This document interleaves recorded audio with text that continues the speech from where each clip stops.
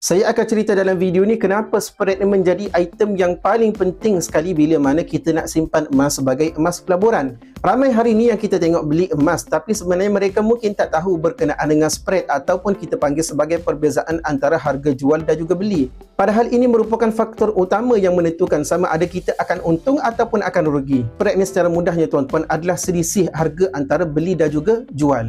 Sebagai contoh, kalaulah kita beli emas hari ni RM350 untuk 1 gram dan kita jual balik, mungkin kita cuma dapat RM320 untuk 1 gram.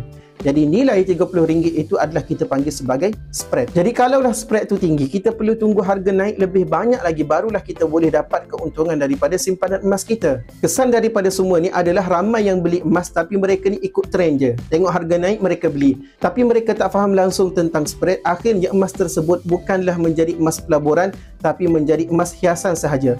Mereka tak berbalik modal dan juga mereka lambat sangat nak untung. Cara penyelesaiannya adalah dengan kita simpan emas secara betul-betul menggunakan ilmu dan kaedah yang betul.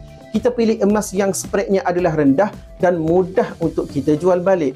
Sebagai contoh, emas yang ada di syarikat public gold ataupun account gap, ianya mempunyai spread yang sangat rendah dan kita cepat nak dapat untung bila mana kita jual nanti.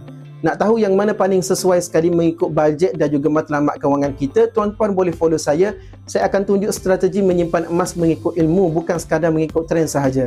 Klik link di bio.